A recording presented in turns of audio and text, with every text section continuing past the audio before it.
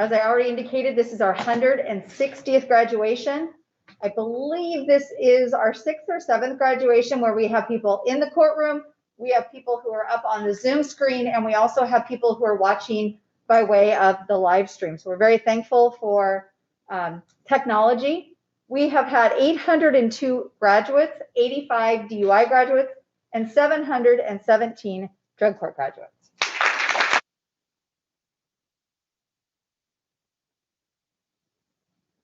This is the 7th month in a row that we have had the privilege of celebrating a graduation. Each man graduating today is amazing in his own right. Among them, 3 of them completed phase 1 and phase 2 of CDP. 3 had their driver's license reinstated. 3 are working full-time, and the other participant is in school full-time. 2 are parents, and all of them have worked incredibly hard and done just an amazing time during this program. And combined, the 4 of them have 1,290 days clean and sober.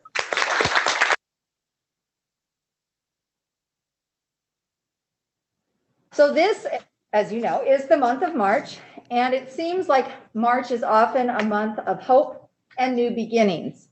Spring is here, flowers are blooming, there's more daylight at the end of the day. Right now, in our state and in our country, seems like the numbers related to the pandemic are decreasing. The vaccine is more available. Things are opening up and are not as closed as they've been for the last year. Perhaps we are beginning the stages of a new beginning or a return to normal, whatever that new normal might be. So March is really the perfect time for our new beginning ceremony today. Each of our graduates is moving on to their next phase. As one of our past graduates, Desiree McLeod, said, it is phase 4, the phase of life. In thinking about new beginnings, I found some really great and inspirational words associated with that. And then as I was thinking about new beginnings and March and hope, I also, for whatever reason, I have no reason why, I started thinking about trees. And I started thinking about the presentation of the trees that we'll have at the conclusion of graduation, like we have every time. Thinking about Terry and his words of wisdom that he shares with us and his very good, dry, and quick wit.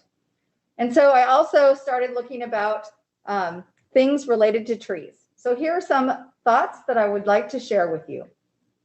From Buddha, no matter how hard the past is, you can always start again. Do not be afraid of change. It is leading you to a new beginning. Your life does not get better by chance. It gets better by change. And then finally, be like a tree. Stay grounded. Connect with your roots. Turn over a new leaf. Bend before you break. Keep growing. And I really think that that last quote about trees, and we'll have the presentation of the trees, it just really is an incredible symbol of every person who comes through this program, but especially the 4 amazing men who are graduating today. Each of them is strong and have weathered some storms during the time in this program. But today, each of their lives is different. Their recoveries are solid, and it's only because of your hard work, your dedication to yourself and your recovery that these things are happening. You inspire our drug court team, and you inspire our current participants and our community. And so as you go on to your next new beginning, please remember, as you know I say at every graduation, stay in contact with our program. Tell us how you're doing. Let us know if there's anything that we can do to continue to support you on your journey of life. So we are super excited. I'm going to now start by introducing our amazing drug court team. I'm going to start, I'm sure he is up there on Zoom, by introducing the current drug court judge, Judge John Skinder.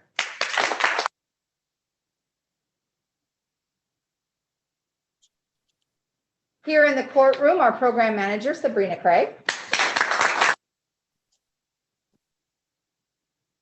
Our program coordinator, Kim Robbins. The prosecution team, including Mr. Abid and Ms. Shen.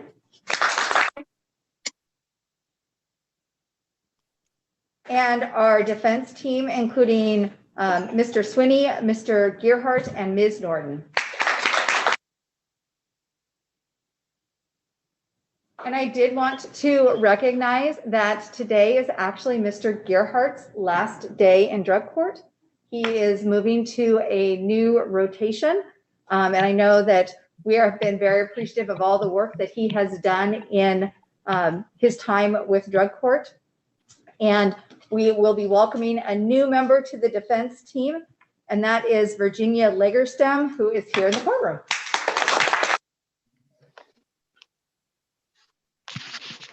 So let's give Mr. Gearhart one extra round of applause for all he's done.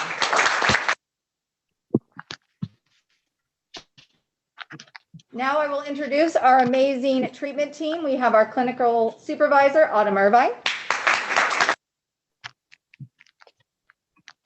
And we have our treatment counselors, Terry Buckner and Lori Mize. We have our program assistant, Danny Dool. And the office assistants, Darcy LaChapelle and Jason Foreman. I just want to give a shout out to all of the current participants who are on Zoom or who are watching by the live stream. I just hope that you guys will be watching closely and listening to the really inspiring words and stories of those who are graduating today.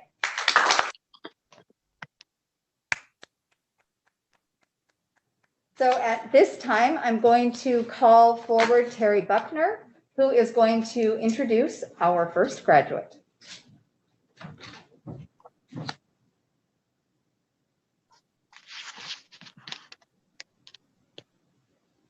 This young man, he knew it was time to do something different in his life. The old lifestyle that he had been living, especially living in a tent 24/7, needed to come to an end. Since his start in the program, he has made major changes in his life and other lives. He's become a lot happier with the person he is, and especially he likes looking in the mirror at the person that looks back at him. With that, I'm very proud to introduce Mr. Nicholas Bivians.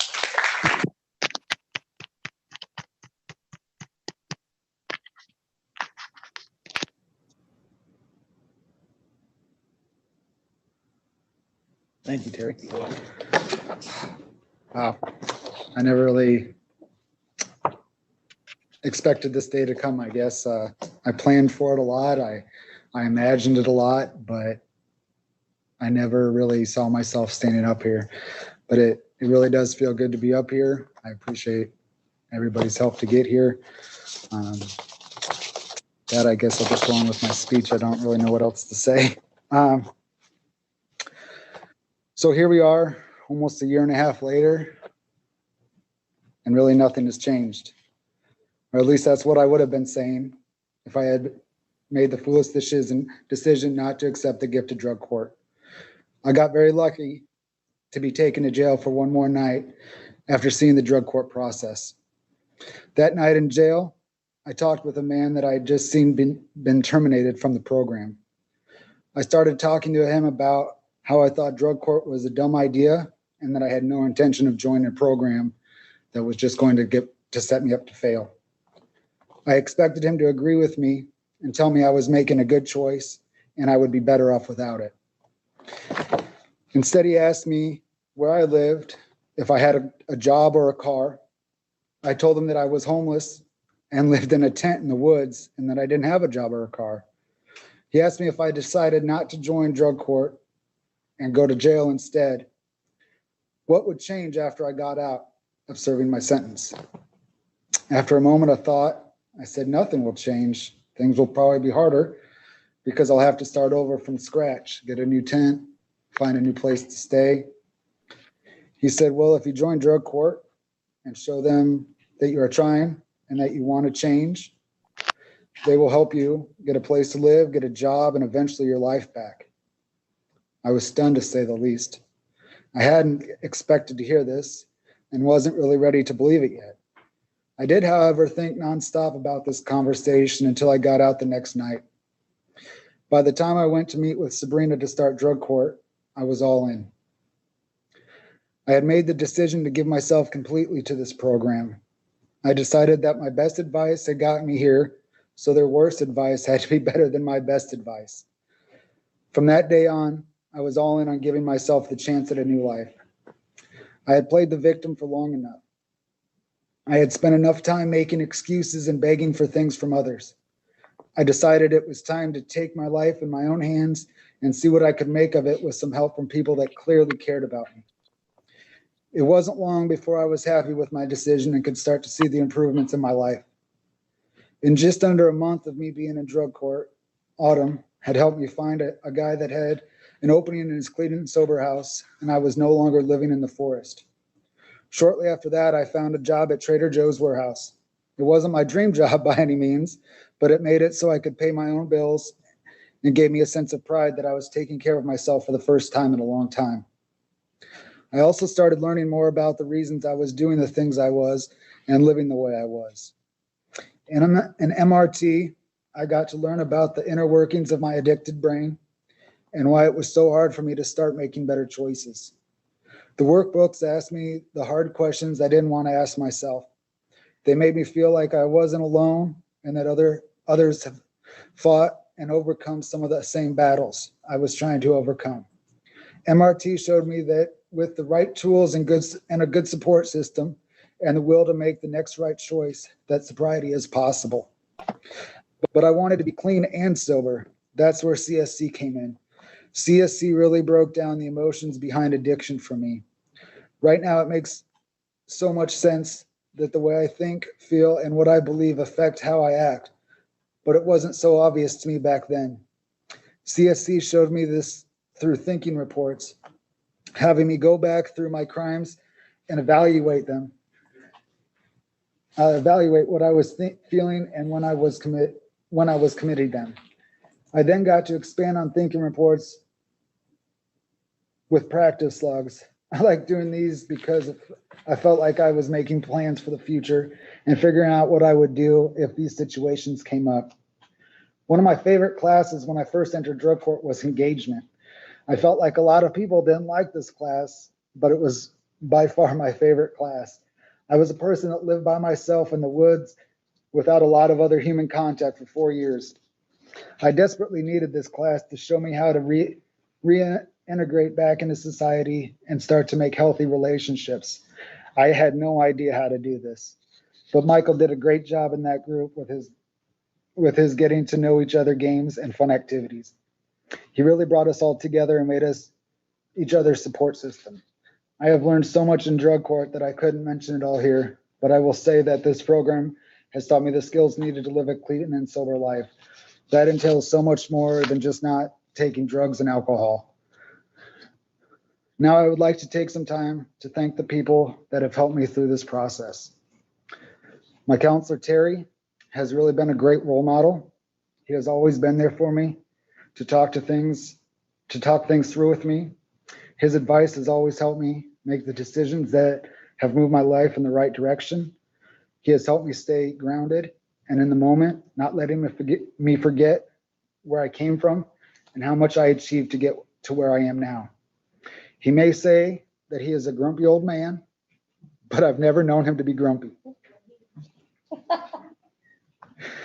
Thank you for all the time you put into me, Terry, never giving up on me, always reminding me that I am right where I need to be.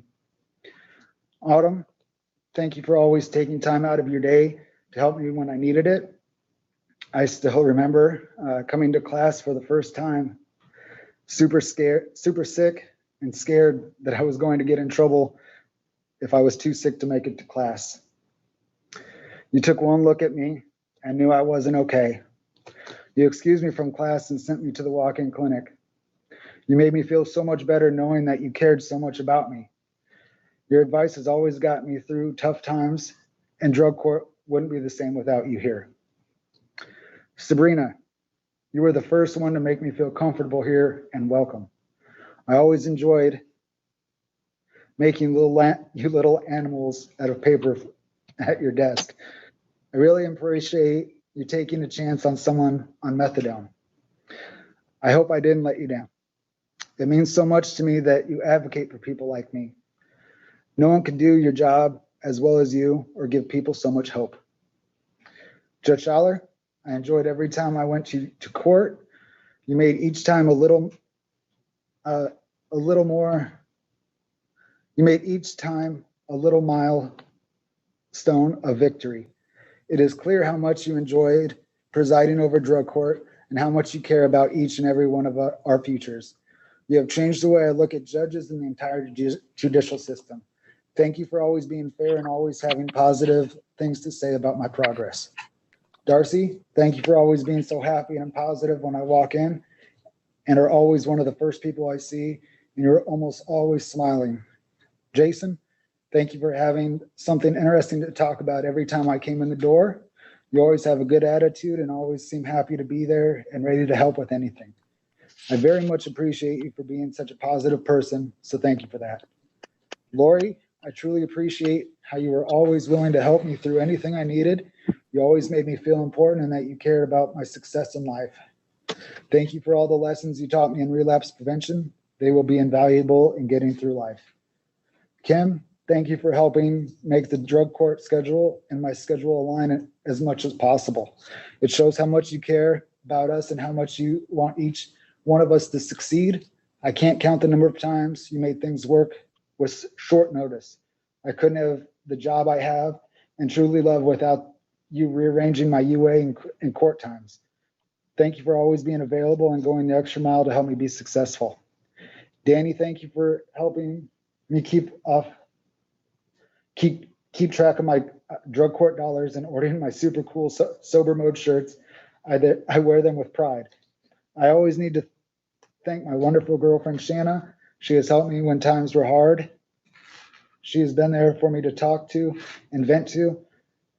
She helped me get to and from my UAs and classes. I couldn't have made it without her. Thank you to my family that is back in my life and supports me through their kind words and thoughts. I truly enjoy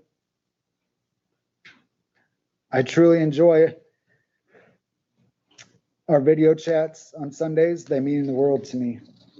I wish I could remember the name of the man that talked to me in jail the night before I started drug court, but I will never forget what he did for me. I appreciate everything you have all done for me, and this isn't the last you'll hear from me, just the last you will hear from me on the wrong side of the law. I will continue to live in the clean and sober life you have all helped me to achieve. Thank you for everything. My quote is not today, Satan.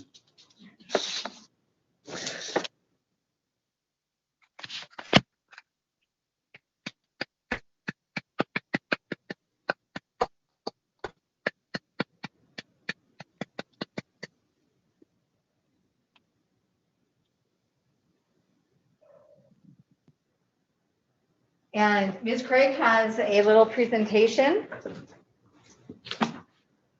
There we go. You ready? You know I have to read this every time, right? Because I can't remember. There we go. We like to give our participants, our graduates, right, a little going away gift. And we give them our normal, ordinary, responsible person mug because that's what you are. And inside of that, your rock, a couple marbles, couple pennies, and this wonderful little poem that I get to read to you every time, right? So when you're having a rough time, right, when it all seems like the world makes no sense and you feel like you're losing your marbles, then you grab your stone from within, you say a prayer, and you start your day all over again. Congratulations.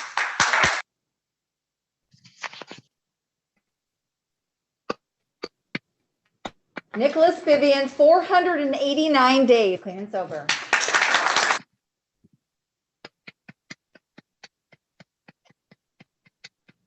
Now I will call Autumn forward to introduce our next graduate.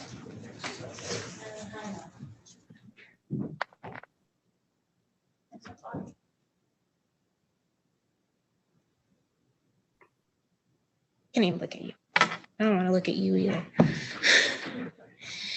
So this gentleman, I like to call one of my favorite comebacks. And when I talk about comebacks, I mean comeback from death. He had come to the decision that either jail or death was where he was going to end up. And he was okay with that. He started, and he was still okay with that probably about, I don't know, 6 months ago, 8 months ago, something like that now. But then something changed. He completed CDP, he got out. He was still a little cocky, kind of thought he could do things. And then this wonderful thing called COVID hit. And that rocked a bunch of people's worlds. And he made some very not good choices. But luckily, he did the one thing that we ask, is that you be honest and you trust the program. And with the help of Mr. Gerhardt and staff and a lot of calls, as scared as he was, he turned himself in, believing he was going to be terminated, but trusting the process, trusting the program. And he is still here. This day was not going to be an option for him. He figured he was going to go back to prison. He'd get out, do the same thing. If he was lucky, still live. But something drastically changed when he came back. There was a brand new person that started to develop with him. There was a man that started to come true. The man that he never knew he could be, but always wanted to be, and has become. He's worked hard on believing in himself. He's worked hard on becoming a man worthy of the people in his life, being part of his family, appreciating what he has, where he's been, and where he is going. He has a full-time job. He works. He has money saved. He has a future planned out for him, which one of his last things he said to me is, I don't belong in prison anymore. I belong out in the world. I belong with my family. I belong doing the right thing. So I couldn't be prouder of watching the journey of this comeback, because he came back from death to life, and the future is bright. And with that, I give you Joey McMillan.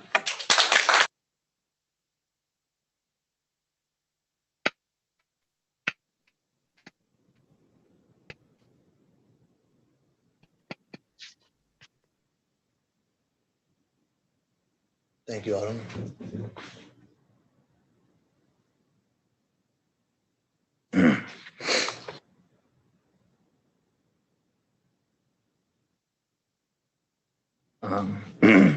Before I started drug court, my life was a mess.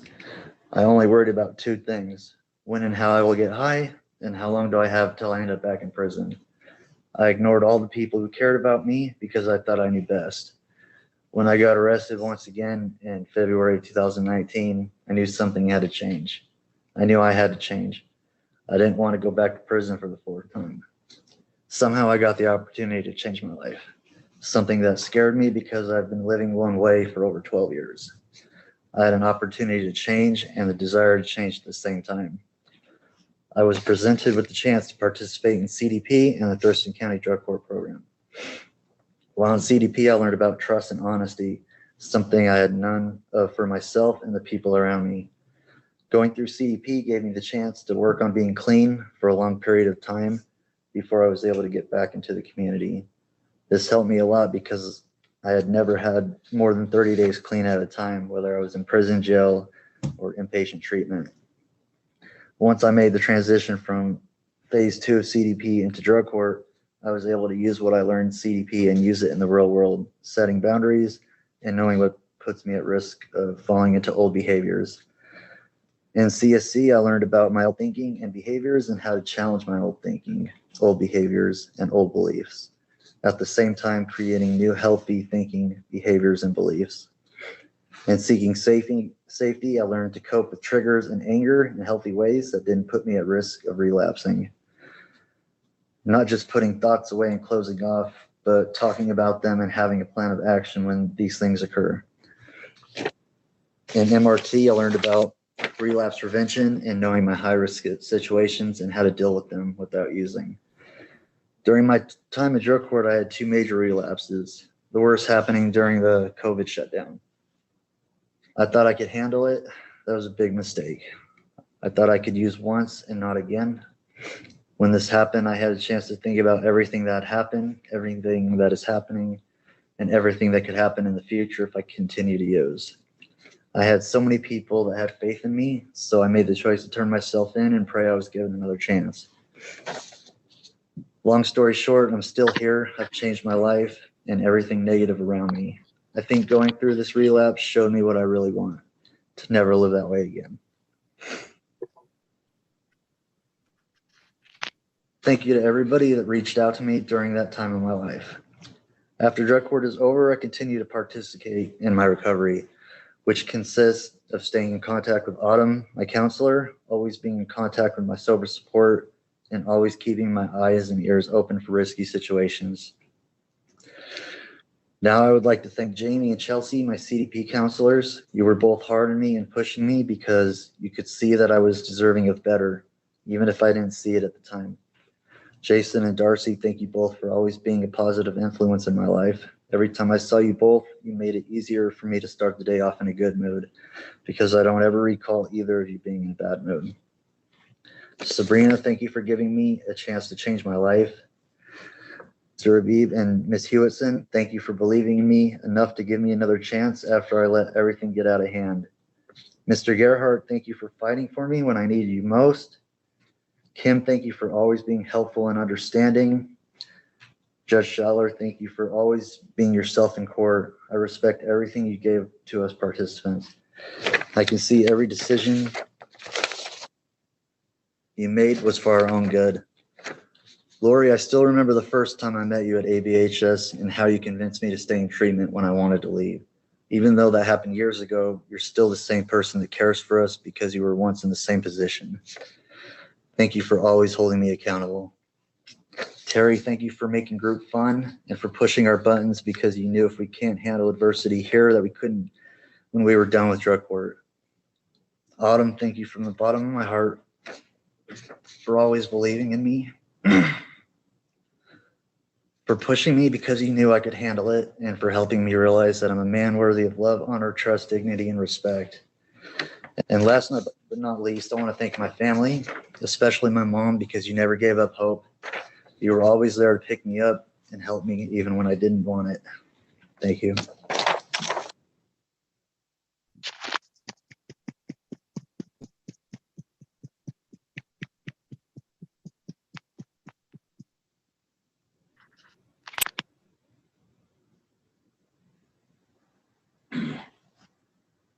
Ms. Craig?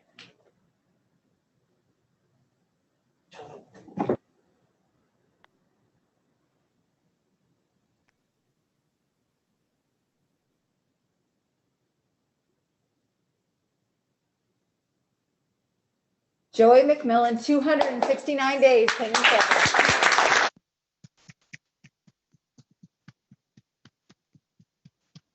I'm going to invite Mr. Buckner down again to introduce our next graduate.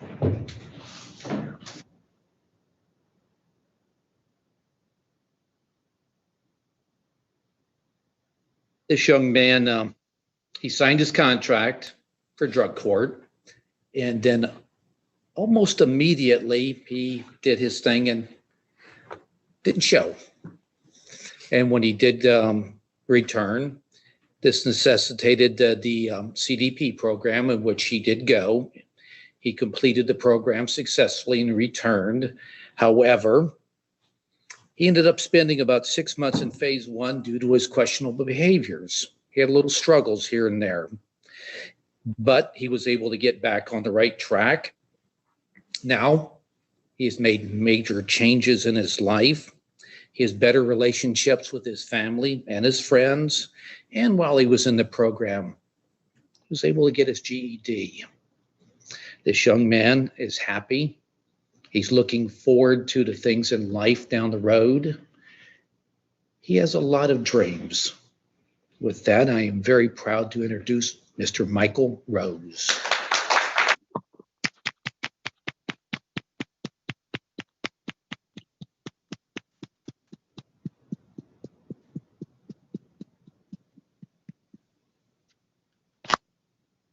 Terry.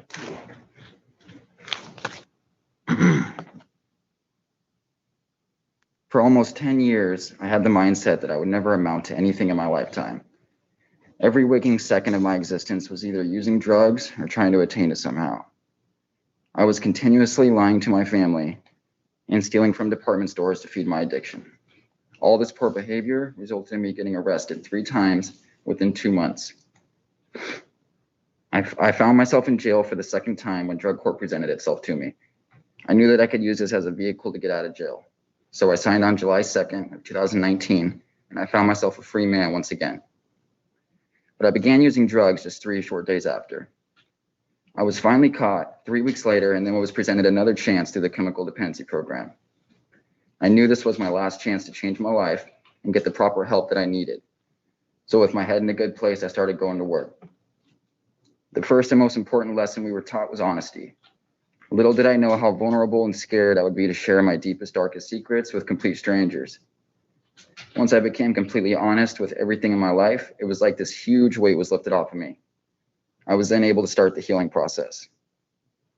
Once I was honest with myself, I could then work through my past with the help of the MRT workbook. Transitioning from jail to work release really allowed me to get used to everyday living in the real world again. I never thought that I would be so happy to have a minimum wage job, let me tell you. Once I had a CDP and into drug court full time, the biggest lessons I learned were accountability and how to manage my time. During phase 2, COVID-19 hit, and almost everything at drug court came to a halt. I became extremely complacent and forgot what was important in my life, and then I relapsed shortly after. I almost lost everything good that I had going for me. When I was given another chance to continue the program, I told myself that I would not just be another statistic lost to drug addiction. Through CSC, I was able to learn how to put forth cognitive self-change through my old negative behavior and switching them with new healthy ones. I then accomplished some goals of mine that seemed so far out of reach. For instance, studying every day and acquiring my GED on my first try taking the test. Also securing a job that I've had now for over 9 months. I've been tobacco free for almost 3 months now, and I also quit energy drinks at the same time. But most importantly, I've mended all of the broken family relationships that I caused in my addiction. I am now applying all the skills I have learned through this program into everyday life. Time management has let me handle everything in life that comes my way. Accountability has taught me that no matter how bad a situation is, you can always be accountable and honest. And then you can start the process of working through it. Then honesty, that embodies the sole purpose of what integrity means to me. Always be honest and do the right thing, even when no one is watching. After the program, I plan to continue going to meetings, working the 12 steps. I have plans to start work as an electrical apprentice or apply for a state job once my felony is clear. I will make sure to always make time for family and close friends. I would love to start traveling and seeing different areas around the world. I would like to take this time to say thank you to my mother, my father, my stepmom, my stepdad, and my grandfather.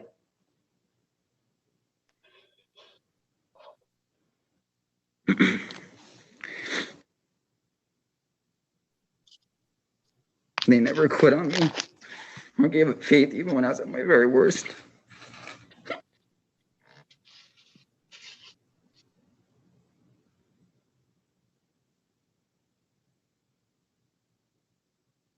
I appreciate all of you more than you'll ever know.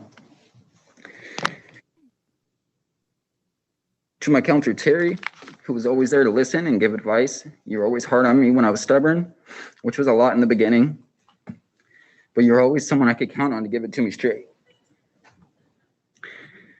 To Autumn for being awesome and kind. You always reminded me of things I needed to do, and were always there when I needed to talk to someone. Sabrina, who initially helped me get into the program that saved my life.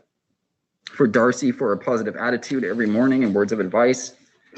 To Jason, for our morning routine and talking with me about football and movies and the weather. You made the whole process a lot easier.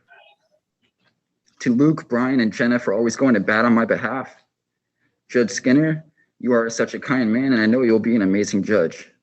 Lastly, I would like to thank Judge Schaller for not giving up on me when I relapsed and ran away. I have not had the smoothest run in drug court, but you saw potential in me and gave me a chance, and maybe I didn't deserve it. This program has changed so many lives, including my own. To anyone and everyone who has helped me along the way, I am extremely thankful.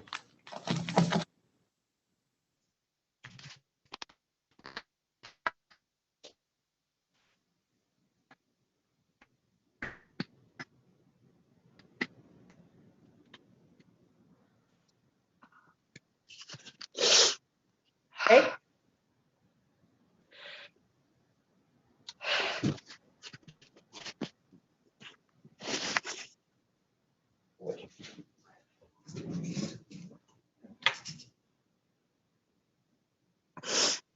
Rose 24.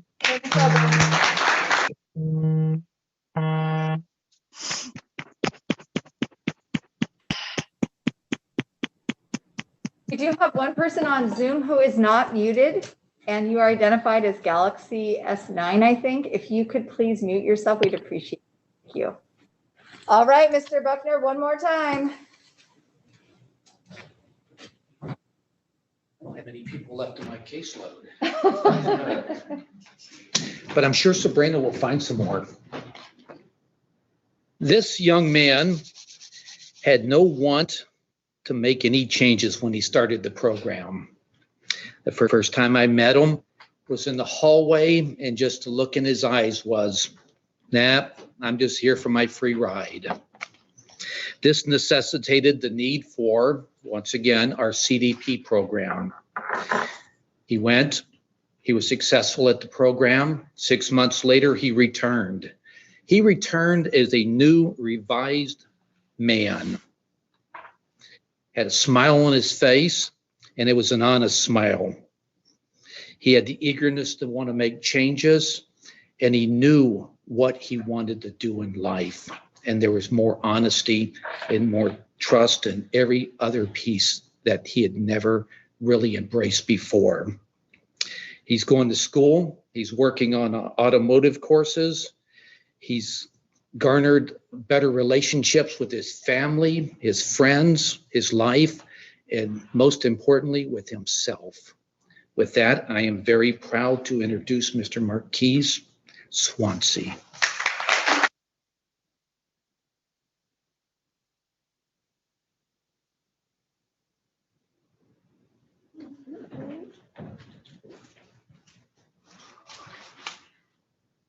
Thank you, Terry. So, all my life, my father struggled with addiction. My father's brothers, which are my uncles, were addicts as well. Their mother, my granny, also struggled with addiction. My great-grandma, my granny's mother, was an alcoholic. So I come from a long line of addicts and alcoholics.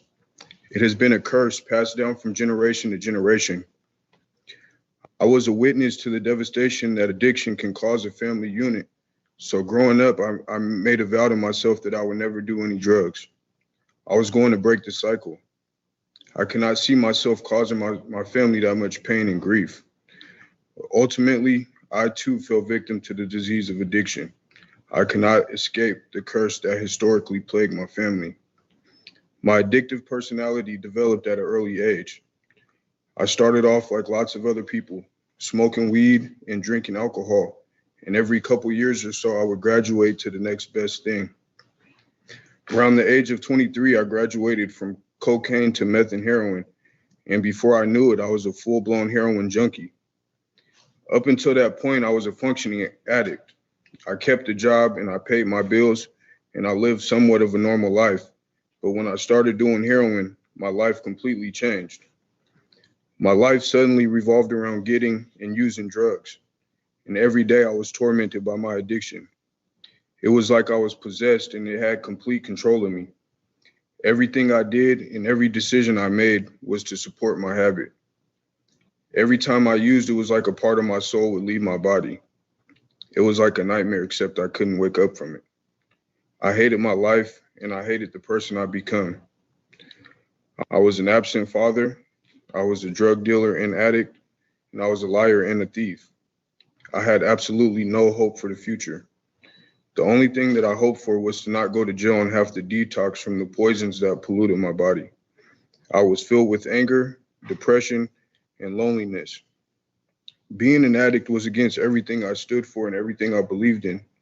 My life was nothing like I imagined it would be when I was a kid. I desperately needed to make a change, but I didn't know where to begin.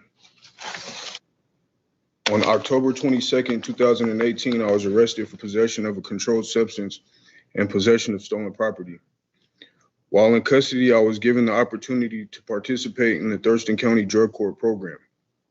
Change can only occur when your desire to change meets opportunity, and I knew that this program was my opportunity for change. When I started, I told myself I needed to take this program seriously as if my life depended on it, because in reality it did. When you live that kind of lifestyle, there's only two ways out, and that's death or prison, and that's exactly where I was heading. When I first started the program, it took me a while to get accustomed to my new life. Even though I wanted to change, it was not an easy transition for me. I was stuck in my ways, and I made decisions which resulted in me having to complete the CDP program to continue on in the program. A part of me just wanted to give up and go back to the comfort of using drugs. At least I would not have to feel all these emotions or take on responsibility, and I wouldn't have to be disciplined, and I would not have to go through the hard work of completely changing my life. Then another part of me wanted to see what I was capable of and break the cycle of addiction that runs in my family. I decided to not take the easy way out. And even though I had to go to jail for 6 months, I learned a lot of information that has been vital in my recovery. I learned how to confront negative beliefs, attitudes, and behaviors and reinforce positive ones. I also learned how to make a commitment to change and how to maintain that positive change. In phase 1 and 2, I completed the MRT workbook called Stay and Quit, which focused on relapse prevention. I learned about urges and cravings and how to deal with risky situations. In CSC, I learned how to challenge my old way of thinking so I can stop thinking like a criminal and behaving like a criminal and start to behave like a normal tax-paying citizen that contributes in society. In seeking safety, I learned how to cope with life and deal with the difficult situations without using.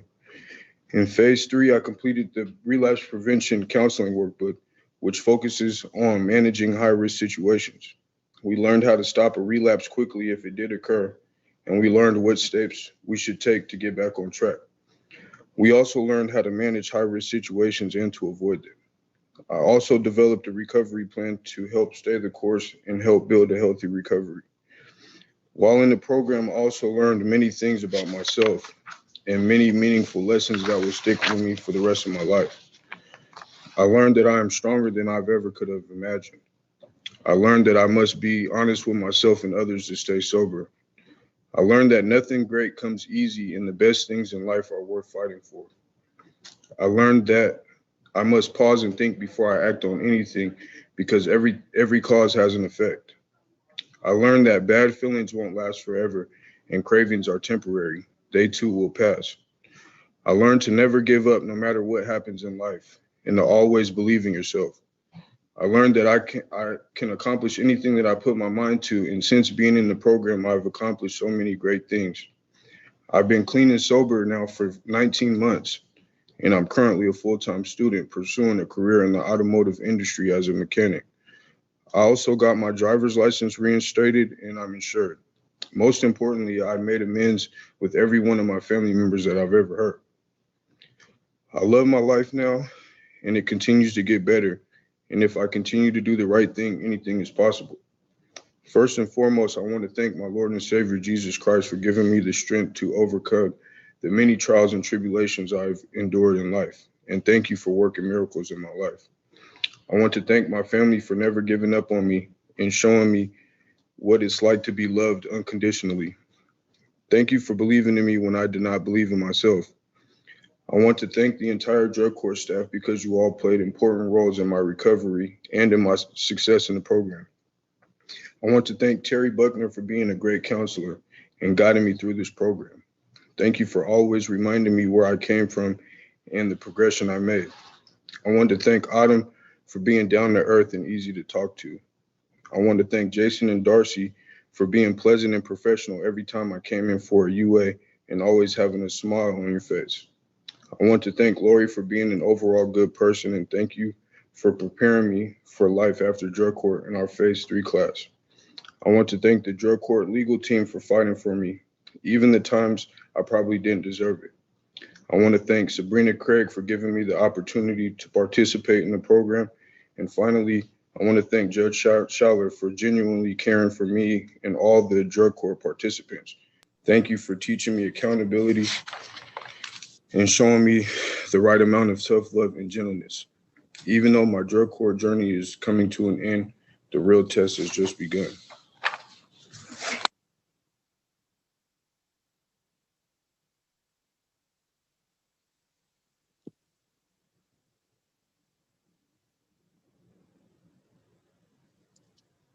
You're fine.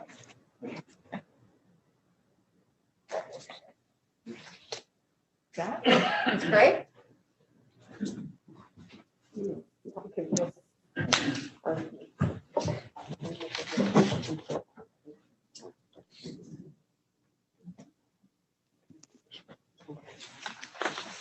Marquise Swansea, 208 days, clean and sober.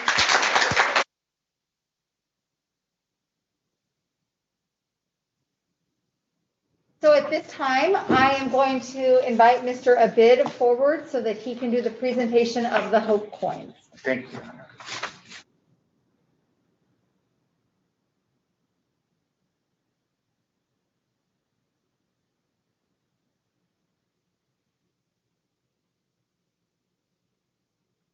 Four of you here are those individuals in this program that I believe brought in so much strength. You started out with hope within you. Therefore, on behalf of my office, where we believe in the hope theory, it would be my honor to present you with a parting gift of hope coins. Hope is a feeling that we all start out with in anything that we do. When we plan things, when we find resources, we start out with the hope of getting to someplace, which is what you did when you started this program. But before hope, you have to have the courage to be able to do things.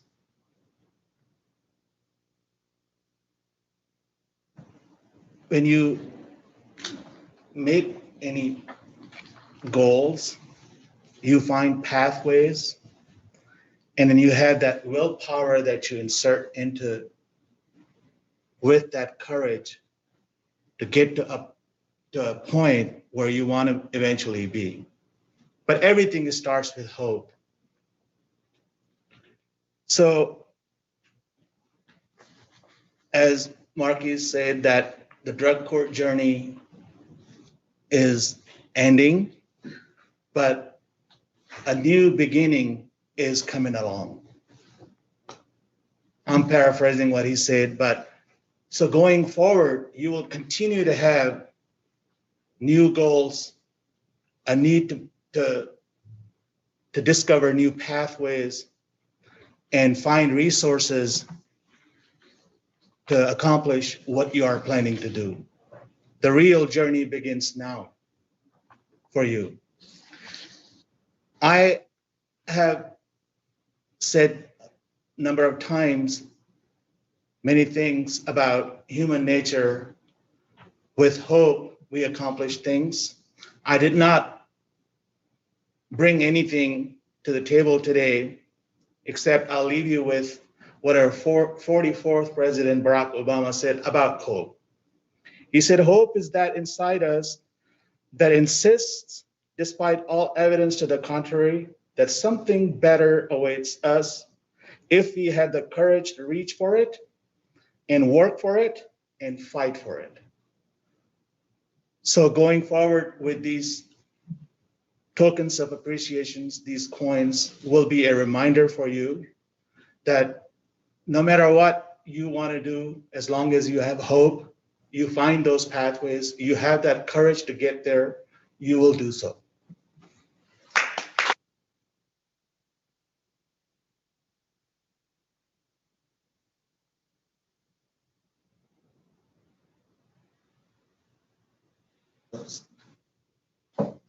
My honor to give you this.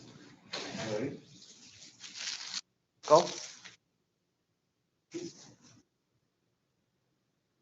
And so we're just going to keep Mr. Abid at front and center because I'm going to ask him to make his comments to Mr. Vivian. Thank you, Your Honor. Mr. Vivian, Nick, you came into this program and then you had a fairly smooth sailing. And that is because you had an internal motivation at some point in your life. I remember when you were entering or when you were here on for orientation and then you were taken into custody. Maybe that was a blessing in disguise for you because you learned what you talked about today, that you ran into a person who became a motivation for you to actually join the program. I actually tried my best not to let you go to the jail that day, but there was nothing I could do. I'm also proud of the fact that you, during the program, did not have much in the way of non-compliance. In December, or sometime not long ago, you had that driving license issue. And I'm so glad and proud of the fact that you were able to get relicensed. So your work in the program was speaking for itself. You genuinely put your efforts in it and did a lot of hard work. So I appreciate that and congratulations. Thank you.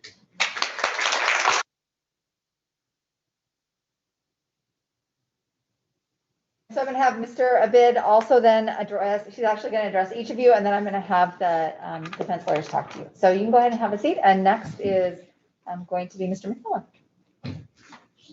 Joey, you had a serious relapse, and but there are times when we have a role to play. We asked for your termination. You had DOC personnel also supporting you. You were given another chance, and I'm so happy that you were able to get that chance and proved us wrong. You, with your cycle of that termination process or issue, the non-compliance that happened was an event that taught me how to actually be able to do a better job as a prosecutor in drug court program. So I appreciate that. But mostly I appreciate your hard work, that you turned things around and you respected the other second opportunity that was given to you. Appreciate that and congratulations.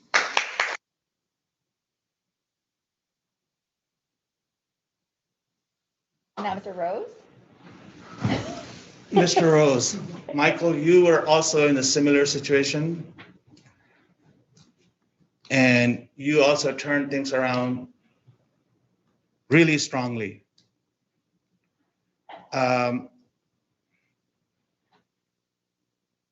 It is really remarkable that you were able to finish your GED, but more importantly, you talked a lot of times about your family, how you were connecting back with them. And I think that was something that gave me personally a lot of satisfaction, that I was part of your recovery in the program, and then be able to see that in a person. So I learned a lot by your experience when you were talking about your experience with your family and in the struggles that you overcame. Congratulations. Great work.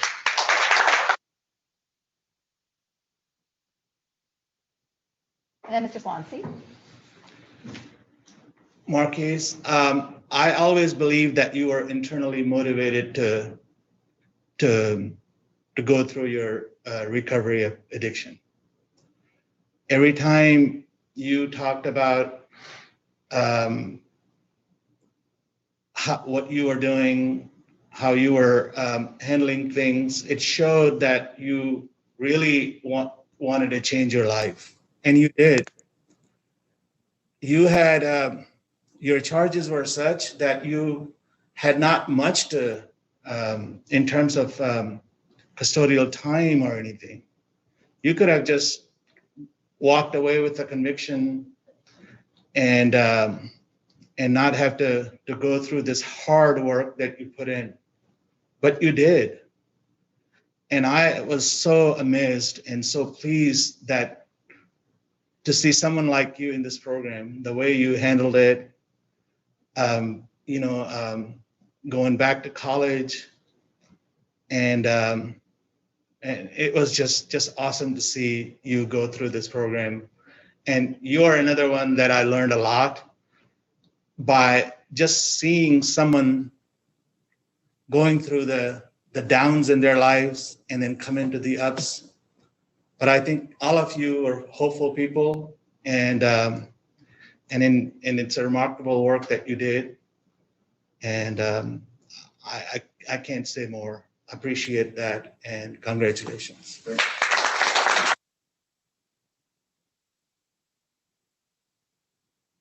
Now, Mr. Swinney is up on the screen, and he is going to address Mr. Vivians and Mr. Swansea. Hi, Nick. I just want to tell you that in your time in drug court, I've really been impressed by your empathy. I think you've shown such insight into the value of kindness, and instead, like too many men, frankly, being trapped by fear of being seen as weak, I view you as a man of great internal strength. And I think you've shown that in your time here in this program. So I want to let you know that you've impressed me in what sort of man you are and how you present yourself. And I wish you the best. I think only the best for you will happen after this program. So congratulations.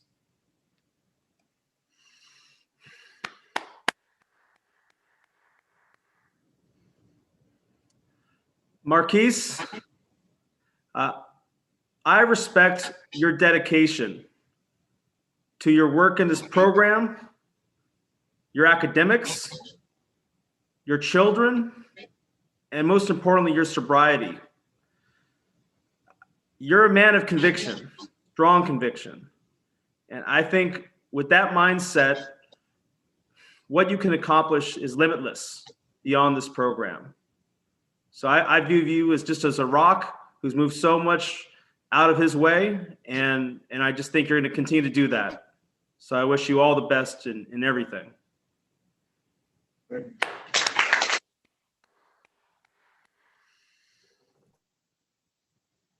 Mr. Gerhardt.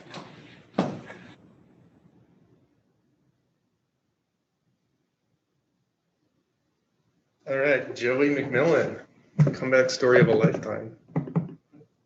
I knew you were graduating soon, and I thought, what am I going to tell Joey at graduation? And when I picture your time in drug court, I have these little snapshot moments where I'm like, for example, your contract signing. I remember the day you signed into drug court. We're going to start in CDP.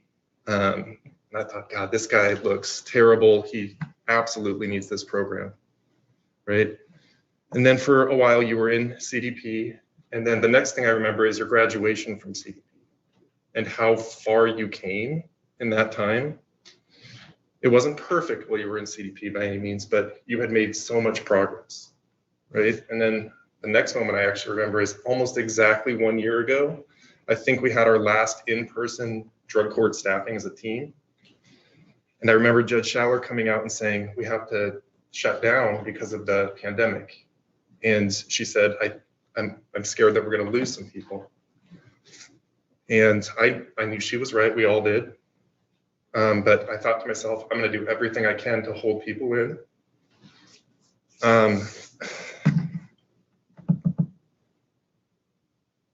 Then go forward to April, and I'm working from home at my table, and my phone rings. It starts vibrating across the table. It says Autumn Irvine on it. I'm like, oh, I don't really want to pick that up, because usually Autumn calls to tell me I told you so. And I was like, yeah, not right now. But I picked the call up, and I'm glad I did. I've worked with Autumn for long enough to know her different voices. And that one was the one we just heard, the one where she's barely holding back tears. And she says, Brian, I need your help. I think we lost Joe. So I said, no, we didn't. We're not going to let him go. So I had your number, called it, and I'm not joking, probably 100 times. You didn't pick up. Called your DOC guy. He said, if you can get him to me, I'm willing to work with him. Called Autumn. Do you have any luck? No. So then about a week later, I get a call from a number I don't recognize, but I pick it up and it's you. And you said, I need help. And I said, well, here's what you have to do. I can't promise you anything, but you have to trust me. You have to turn yourself in. There's a DOC warrant out. There's a drug court warrant out. And you did. You turned yourself into your DOC officer. And given the circumstances, you were not transported to the jail here on your drug court warrant, but you got released from the DOC hold and you called me right away. So that was your second right step. You say, what do I do now? And I said, you have to come to drug court.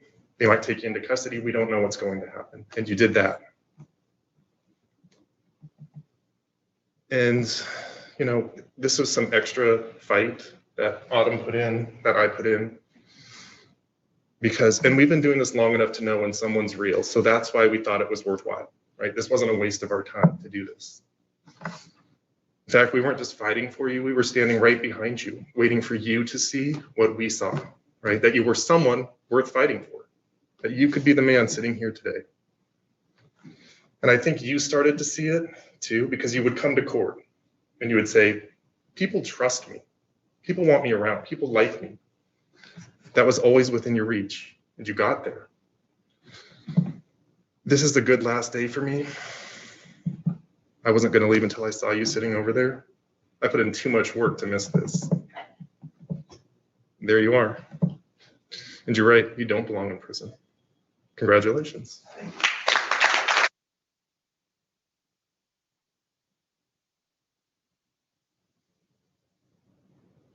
Next, Ms. Norden is up on the screen as well, and she is going to address Mr. Rose. Hi, everyone.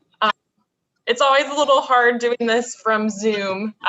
Mr. Rose, I can't exactly see you, but I'm really happy to be here. It's been a couple of months since I last saw you in drug court, but I definitely wanted to be here today to just let you know how happy I am for you and how proud I am of you. It hasn't always been easy for you in drug court, especially in the early days of the pandemic, when you faced a termination petition. And this was not, you know, I kind of distinctly remember this being very different than other termination petitions that I had encountered, because I believe that we handled this over Zoom. And, you know, it was a bizarre thing to go through. And when preparing for that court hearing, I recalled talking to you about what you were looking at if you were terminated from drug court. And you weren't looking at a lot of time. You probably would not have spent very much more time in custody.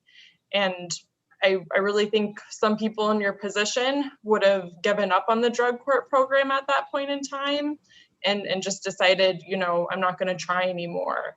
But that is definitely not you. You had the very, you know, opposite position. You really wanted to try.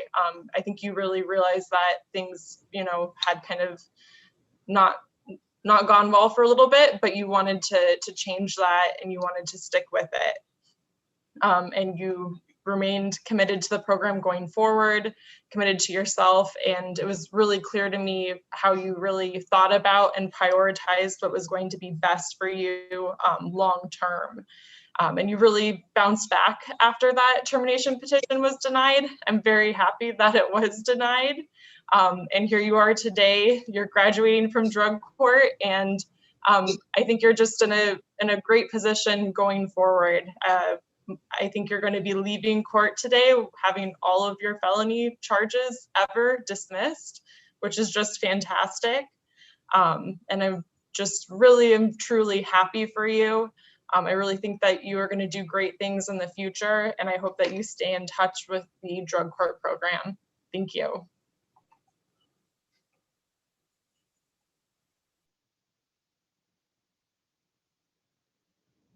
So now it is my turn to get to talk to the graduates. And as always, when I talk to each of you, I am going to talk about kind of like the timeline of your participation in the program. And I think that that is super important, not to point out where there are bumps in the road. A couple of you, there were a lot of those little things, but because we have a lot of people here and we have a lot of current participants who are in the program, and we want people to know that it's okay if you struggle, that it's okay if it's not an easy road, because if you show up, if you work hard and you're honest, you will be successful in this program. And that's what each of you did, regardless of some difficulties that you encountered along the way. And last month when we had graduation, I had 4 amazing women sitting where you were at. And I love it so balancing that we now have 4 amazing men sitting here today that we can celebrate. So I'm going to start with Mr. Bivians. Mr. Bivians entered the program on November 5, 2019, advanced to phase 2 during the pandemic, April 15, 2020, advanced to phase 3, October 7, 2020, had 1 sanction in the program, and that was in December of 2020. And it is unusual for people to go through the program with 1 or no sanctions. And I think that that speaks really to where you were at when you started the program. And I had not previously heard what you said in your graduation speech, and I wish I knew who that was who spoke to you in the jail as well, so that we could thank that person for their words. Really ended up being encouragement to you to be in this program. So I want to focus my comments on what an amazing job you did in the program. For you, as I've indicated, the journey was not a lot of sanctions. Your journey in drug court and your journey in building your recovery was truly one of transformation. You were able to get into housing, which you had not had in years. You were able to get and sustain employment. You have been sober since you entered the program once that THC got out of your system and we could finally start counting some clean days for you. You have developed a wonderful relationship with your significant other and her children. You have a son who we got to meet while you were in the program, and you have developed and are developing a relationship with him.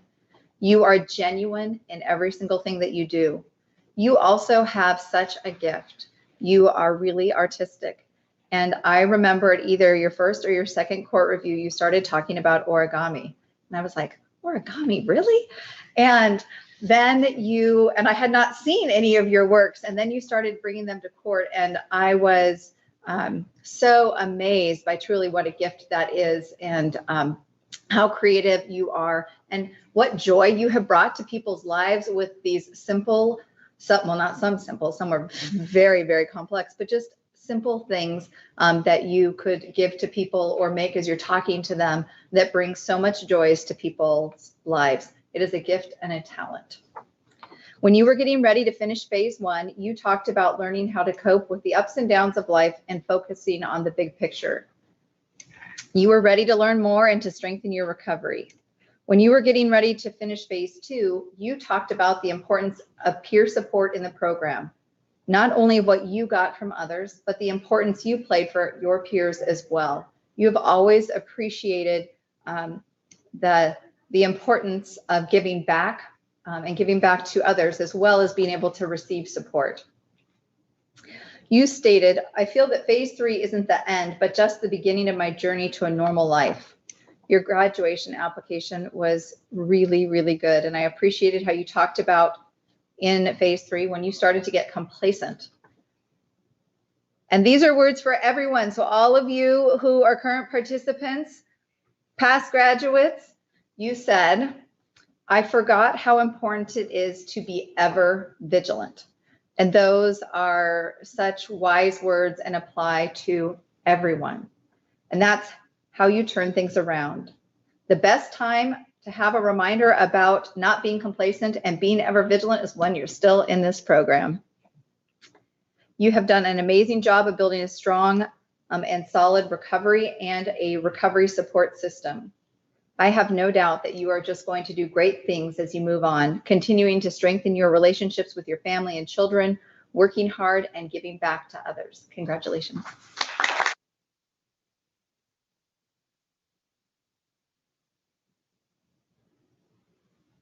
Mr. McMillan, so you entered the program 2 years ago, March 12, 2019, and you started in CDP. In March of 2019, you received a major infraction, and so it delayed your start in the CDP program by at least 30 days. So you started CDP April 26, 2019. You advanced to phase 2 on July 5, 2019. Then you had a major infraction, and the notes, because I keep all of the notes that I have. And so I have notes from staffing and the notes from the treatment providers. Joey has a negative attitude when he does not get his way. And you had a relapse. And so you basically had to kind of restart, which you did, and you did relapse recovery. And one thing that I think then kind of carries through is you did not give up. And I know you had a lot of incentive not to give up, because of what your consequence could have been, but also it is clear from the time you entered the program that you really were looking for sustained change in your life, even if it was kind of hard to get there. You graduated, you completed CDP in December of 2019 and started drug court. And I remember your CDP graduation was in January of 2020. So the celebration was after you had already finished, because your family was there, your mom was there.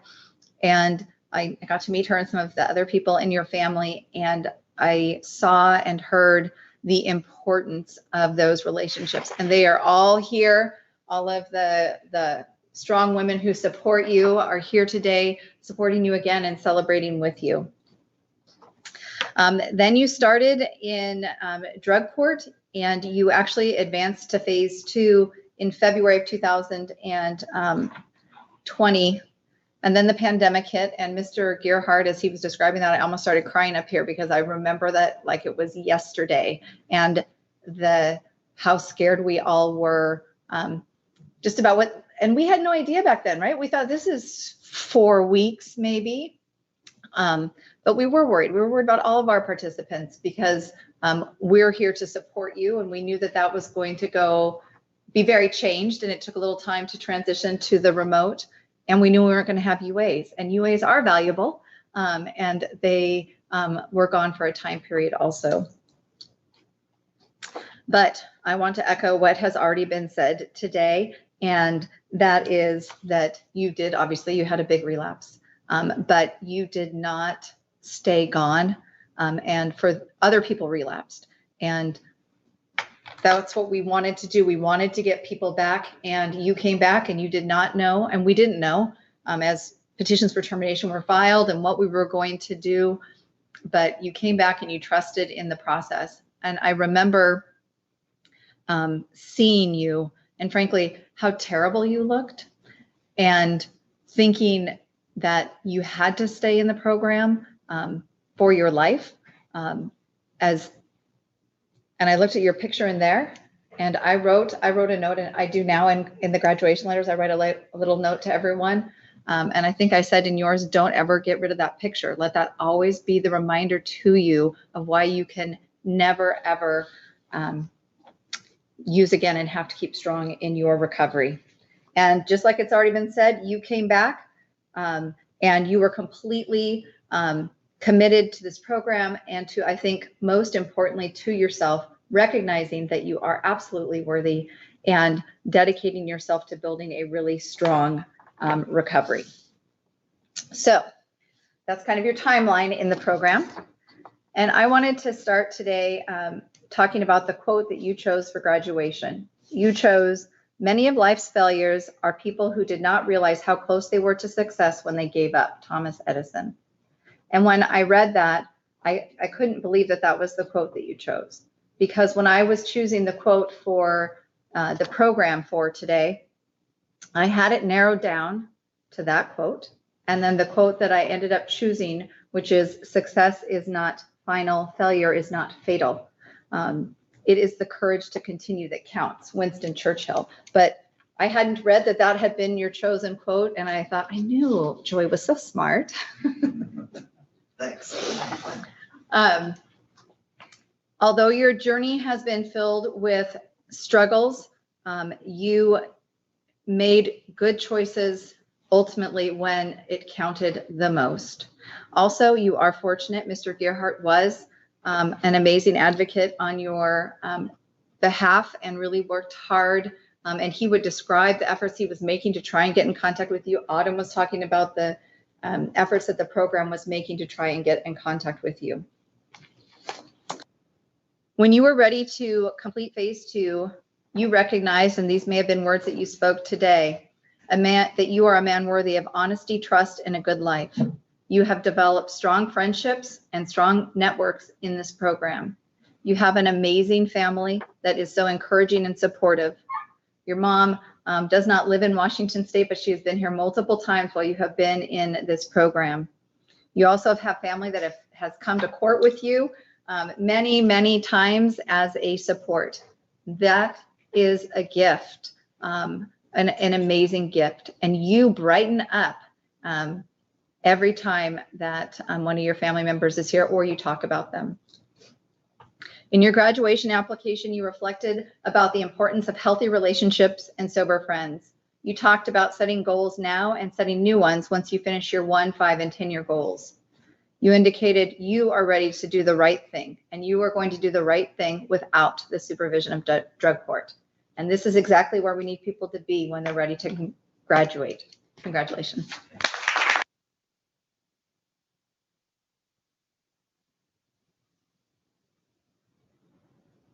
Rose.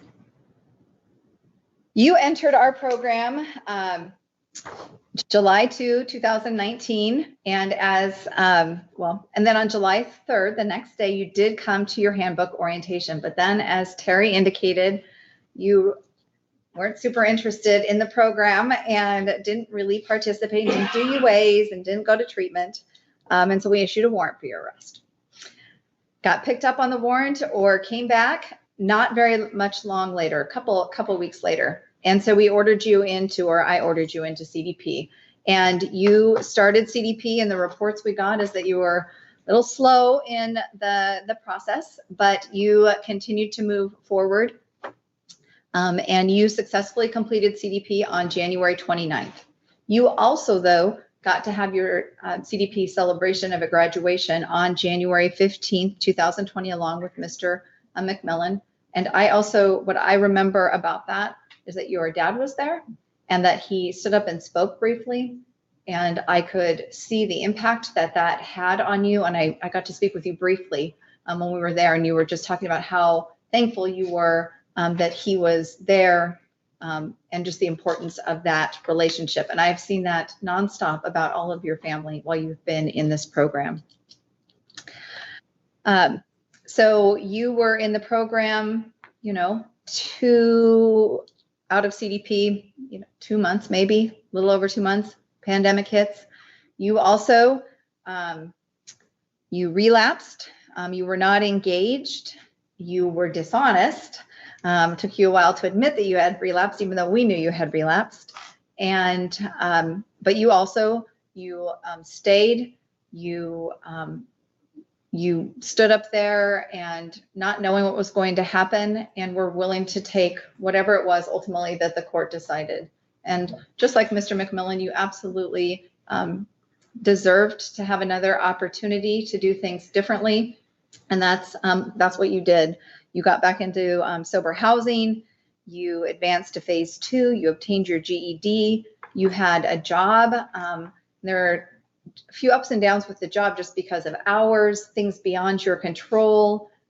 But I also think that you got a lot out of your job because you were truly appreciated there and recognized for your hard work, which was not something that you had, or at least not recently had.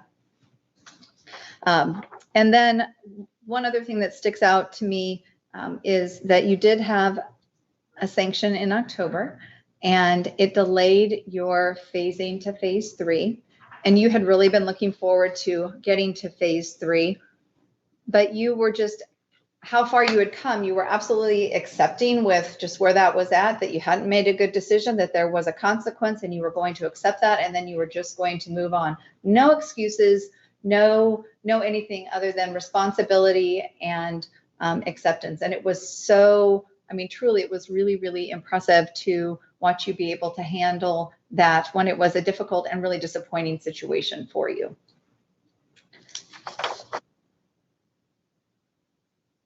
During the program, one of the most important things that has seemed is your ability to restore your relationship with your family. I've talked about your CDP graduation and how that really sticks in my mind, and not just the relationship with your dad, but with your entire family. One other thing that sticks out to me is that you have a really positive attitude. Every time that you came to court, you were prepared to talk about what had happened since the last time I had saw you. You talked about things that were going well, things that may be difficult, but you were always trying to look at the positive side. I put in my notes here, your glass is half full, always. And also, I think like Mr. Abid was talking about, you are hopeful and you see the hope of the future and what can come. And that is truly a gift. You have shown a fierce determination to have a strong and sustainable recovery and to achieve long-term success in your life. As I talked about, you did not take off during COVID. You came forward and were willing to accept whatever was ordered. When you were getting ready to finish phase 1 in August of 2020, you indicated in your application that you have realized to be completely honest and transparent. My past does not define me, and I keep surprising myself at how much I can accomplish in such a short period. I really can write my own destiny. You had such great momentum at that point. And although there was a little setback in phase 2, which delayed going to phase 3, you were accepting and took responsibility.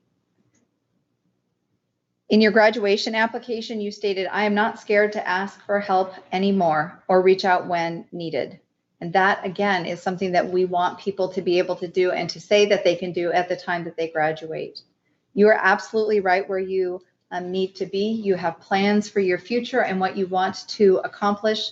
You know that life is going to have ups and downs. You just recently had a difficult issue with your mom, and but you are able to handle that and process it and get the support that you need and continue to make right choices. And we have no doubt that that's what you're going to continue to do. Congratulations.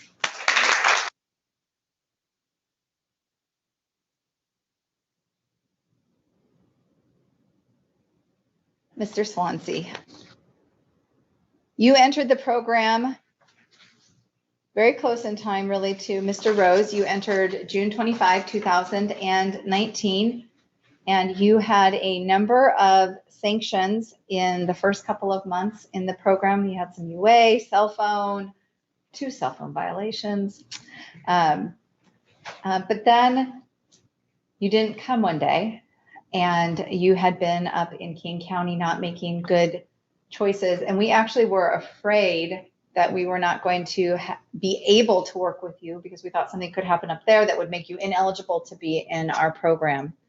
But fate, or you talked about in your speech, the Lord intervened on your behalf, and you were able to come back here and choose to stay in the program. And it did require that you go to CDP. And I agree with someone who said you had very little time in this case as it related to what time you would have to serve if you had been convicted. But you agreed and chose to go into CDP. And it took you a little longer to finish CDP, not because of any behaviors or things like that, but there were some unresolved warrants that took a little time to take care of. And you completed CDP during the pandemic, and then started drug court in the pandemic. You, I think, have only had 2 sanctions since coming out of CDP, and you also had your driver's license restored in November. And so really your participation after CDP has been really fantastic. And also you had an issue with UA, or a late UA, missed UA, and that set you back in this program. But you also, I mean, people, sometimes something like that happens and like, I'm done. And that was not your attitude at all. It was, this is my situation, I'm accepting it, and I'm going to move forward. What strikes me about you is how much you have grown up and matured while you were in this program.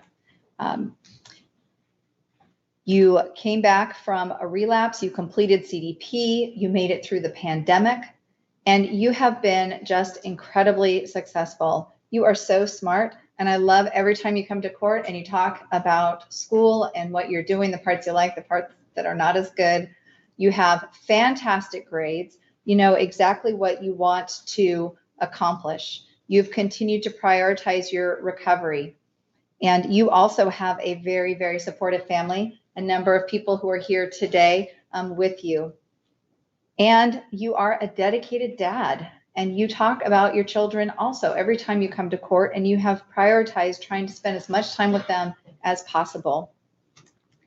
In June of 2020, when you were ready to move to phase 2, you recognized, I'm staying diligent with my work and I'm putting my recovery above all things in my life. In August of 2020, when you were ready to move to phase 3, you had just excellent insight when you said, sobriety is a never-ending goal and life is full of obstacles, but we have a choice on how we react to them. And today, as you are ready to graduate, you indicated in your application, I have completely changed my life, which wasn't easy to do. But now I know what I am capable of. I want to succeed in life, and to do that, I have to stay sober. And knowing that, don't be complacent, be ever vigilant. Make sure that staying sober is a priority always in your life. That is what will help you to make the good choices, because life is up and down, which we all know, and there will be hard times that you have to deal with ahead. You are amazing. I have no doubt that you are going to graduate school, get the apprenticeship that you would like to get, and ultimately start your own business, which is one of your longer term goals. You're truly incredible. Congratulations.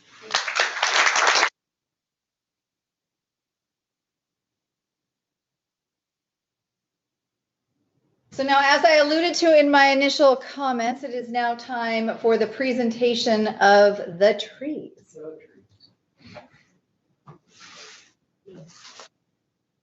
Oh, boy. 9 months. 6 days. This will be yours. Gentlemen.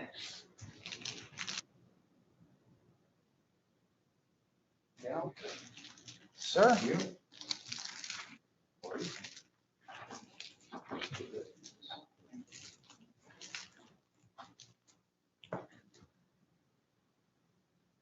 This is one of our other traditions that we have in drug court. It's been around for a very long time. It was started by Mr. Paul Graves, a forester by trade, and it was his way of recognizing the graduates of the program. What you have are noble fir seedlings. They're approximately 18 months in growth, about the time plus or minus of your participation in the program. What you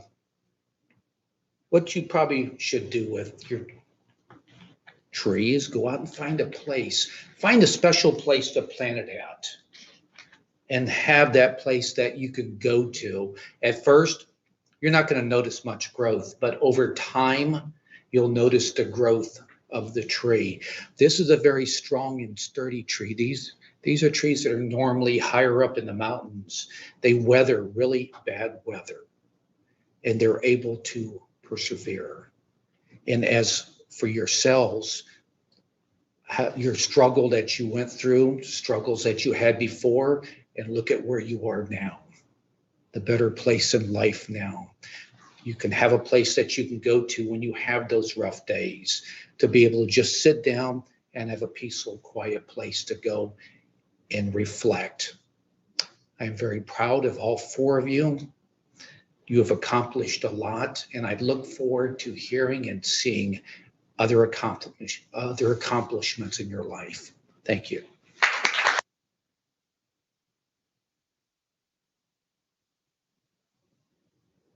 So one other thing I wanted to briefly indicate before I ask for Mr. Abid to make some motions. Mr. Swansea, the other thing that I think is remarkable about you being here today, graduating, the charge which you are in drug court on is a charge that no longer exists and has been declared unconstitutional.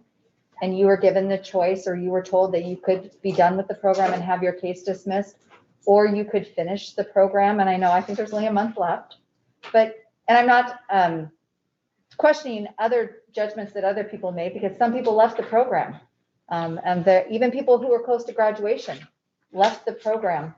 And I admire so much that you stayed and that you were here graduating today, because not giving up and reaching for these milestones and graduating from something like this, it is a big deal. And not just because we're going to sign these dismissal orders, which is fantastic, but it is a huge deal for each and every one of you that you may, this is a hard program. And we make you change everything in your life and everything that you do. And I just really wanted to point that out, and recognize you, especially for that, for staying and for reaching this milestone in this graduation today when you didn't have to. So I just wanted to recognize that.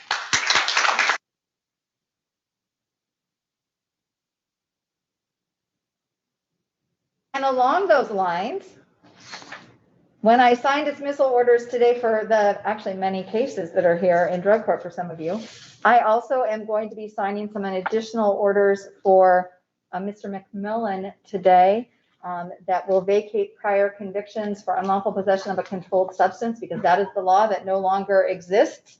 And so you have more than just the drug court cases that we will be dealing with today, which is also obviously a really good thing for you.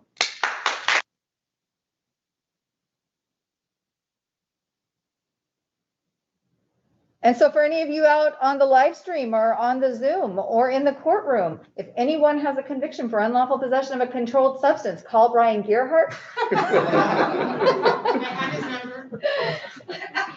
No, get in touch with the public defender's office, because they will work with you in the process of getting those convictions vacated. So Mr. Gearhart said, no, please don't call me. Mr. Abid, do you have some motions for me today? I do, Your Honor. It is my pleasure to address these individuals with their motions to dismiss, starting up with matters of Nicholas Sean Vivians, cause number 19101902-34, and cause number 19100247-34. State moves to dismiss with prejudice based on his successful completion of drug court. Based upon your successful completion of the drug court program, I grant the state's motion and I have signed orders of dismissal in both of your cases. Congratulations.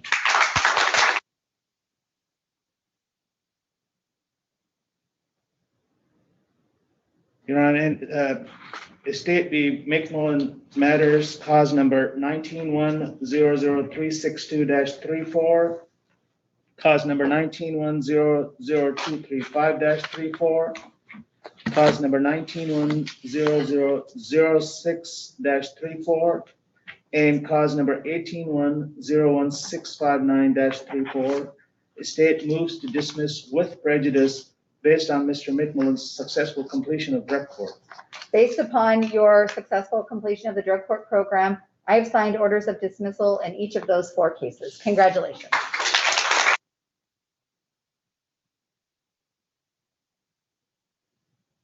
In Estate v. Michael James Rose, cause number 19-1029-34, cause number 19-100972-34, and cause number 19-100902-34. Estate moves to dismiss with prejudice these cases based on his successful completion of drug court.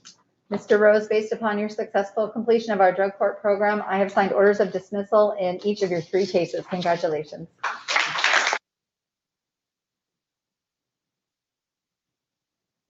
And last but not least, Estate v. Demetric Marquis Swansea, cause number 18-101837-34, based on Mr. Swansea's successful completion of drug court program. Estate moves to dismiss with prejudice. And Mr. Swansea, based upon your successful completion, I grant the state's motion and have signed the order of dismissal. Congratulations.